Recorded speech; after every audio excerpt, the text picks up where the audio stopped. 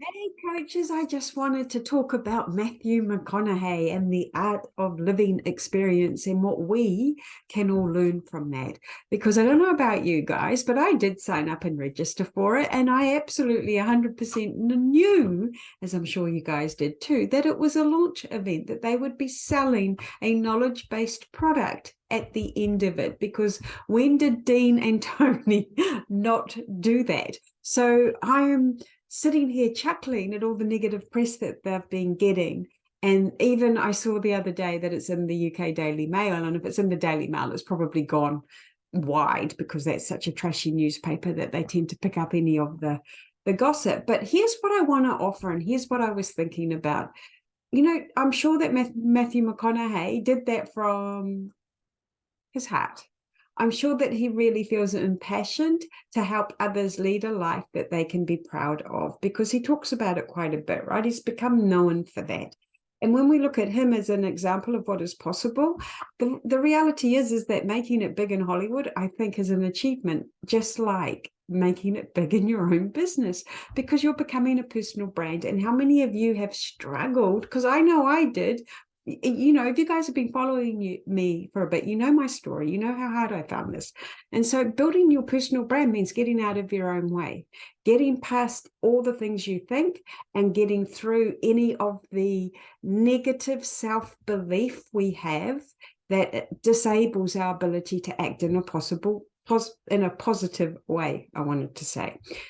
Basically we become self-saboteurs, right? And what he has learned to do is not do that. And as he's matured and gotten older, he's probably looked around the world and saw that he is unique, he is special, he is an individual who's lived a journey that's achieved greatness. Because my partner thinks people in Hollywood are just tossers and not really contributing to society. And that's his view. And that's the other thing, right? We all have our own viewpoints. We all have our own opinions. But what I'm not liking right now, and this is really what I wanted to talk into, is the level of hate that is currently going around because of the event and because they were selling a $397 product at the end of it, which we know is actually not a lot to pay for our personal development program. I've even seen in the Scientology world, so the reason I fell down a Scientology trap is because when I buffer, I go on YouTube, and when I go on YouTube, I go down rabbit holes. So one of them was Scientology, cults, and even they're likening Matthew and what they're trying to do to creating a new cult. I guess like the guy that ran, what was it, Nixium or something? And that's really worrying. But here it is.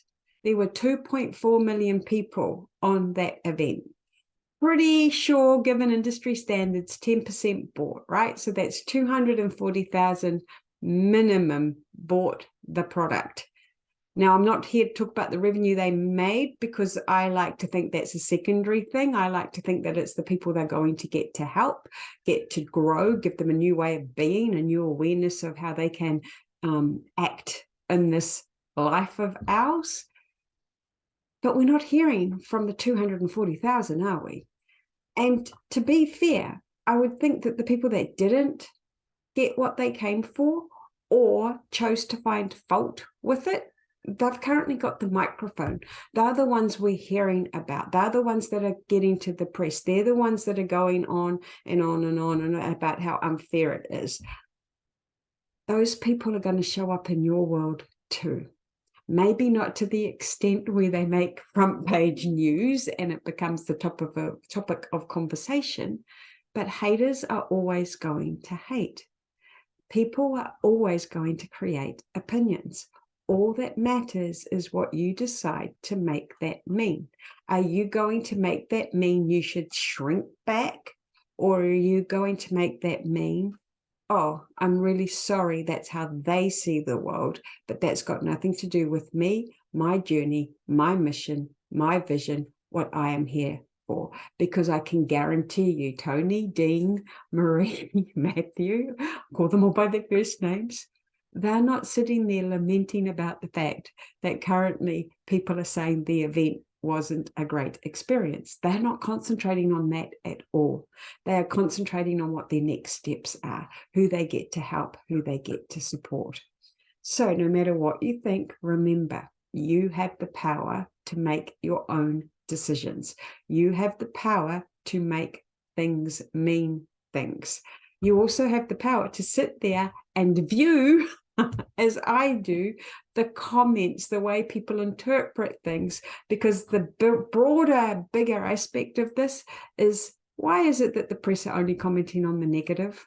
Why is it that that's the story that they're running? Why has nobody pointed out the positive or gone to find it? Why is there no balance? And I could go on and on and on about that as well, because that's what I feel the world has come to, is that the negative sells more than the positive, and that the news is actually quite a disgusting place to live these days, because all it is bad, bad, bad, bad. And truly, we as a human race, 1% of us probably are bad. The rest of us are just trying to do the best we can with what we've got.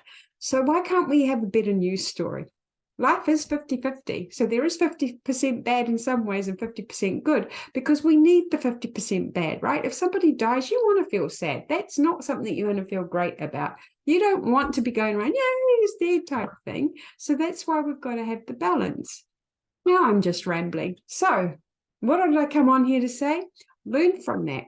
Don't let it keep you small or shrink you back. If you happen to read one person's opinion about your work, where they're suggesting that your work isn't done in a way that they want it to be done, because it's not about them. It's about you. It's about what you believe you're capable of. It is about the value that you want to put out into the world, and it's about who you want to be.